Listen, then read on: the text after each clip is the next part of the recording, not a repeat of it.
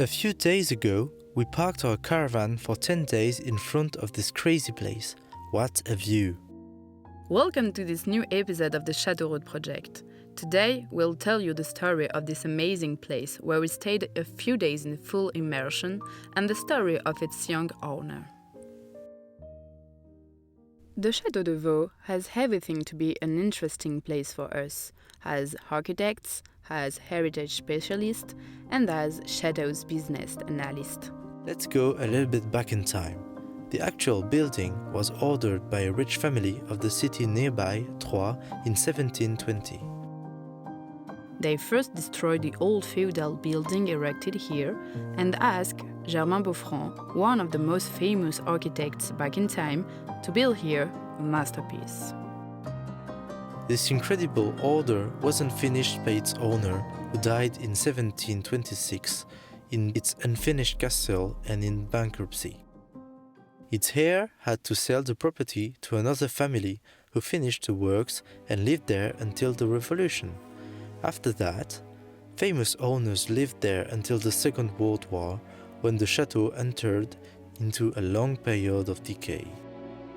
It was left abandoned until a person passionate about history and heritage bought it in 1970. He restored the outbuildings in order to install a center for disabled young girls. He also protected the abandoned castle by installing temporary support structures and putting metal sheets on top of it, avoiding excessive leaks and saving the remaining walls from ruin. It's in 2015 that our friend Edouard Guyot bought the chateau and decided to restore it at the age of 22 only. This ambitious project relies on a well-designed business model, mixing self-funding and public subsidies. With an agenda filled with private events and public cultural activities, Edouard is able to pay off its loan, the studies, and the works directed by the famous heritage architect office Éric Palot ACMH. Everything is finally controlled by the Ministry of Culture of France. This incredible worksite is a great example of what can be done nowadays with exceptional craftsmanship and materials. The stone and the wood used to restore the carpentry and the walls are locally sourced, and by chance, the heritage certified craftsmanships come from the area.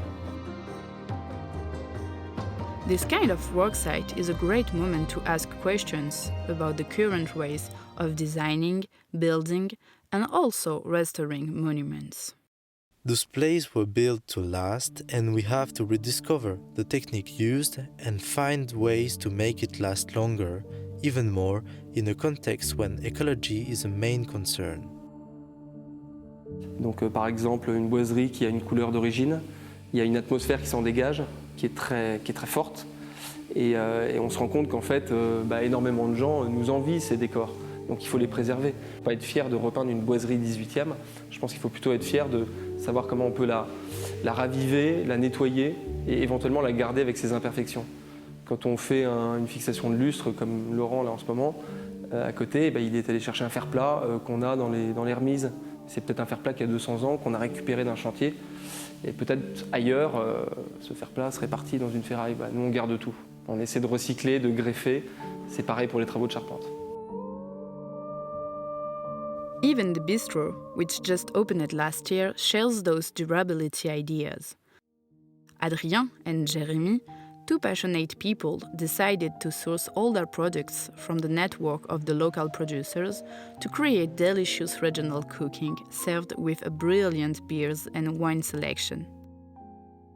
It's a whole philosophy that's developed on this site. La philosophie aussi que j'essaie d'appliquer à la restauration du château, c'est justement de ne pas rénover, mais de restaurer. Et pour ça, en fait, on va garder les rares témoins qu'on a dans les pièces ou dans les extérieurs pour refaire quelque chose de cohérent et de pérenne. Je pense que la grande chance qu'on a ici à Vaux, c'est qu'en fait, la région nous permet de mettre à disposition des entreprises, des matériaux incroyables, comme la pierre qu'on a encore en Bourgogne, qui est vraiment pas loin. Et tous ces matériaux, y compris le bois, permettent en fait de faire une rencontre assez dingue avec les entreprises et de pérenniser ces modes et ses méthodes de construction ou de rénovation. Voilà.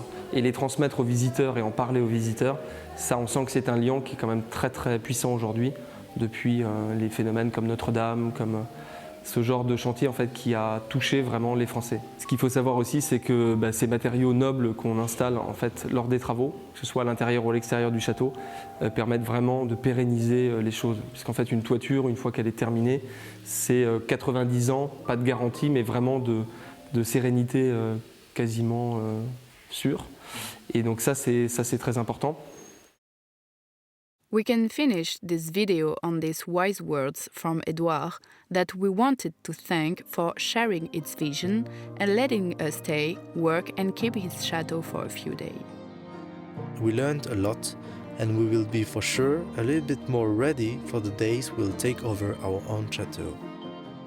Thank you for watching, and don't forget to subscribe, like, comment and share on this channel and on our social media. We'd love to share and exchange ideas with you about the future of heritage preservation.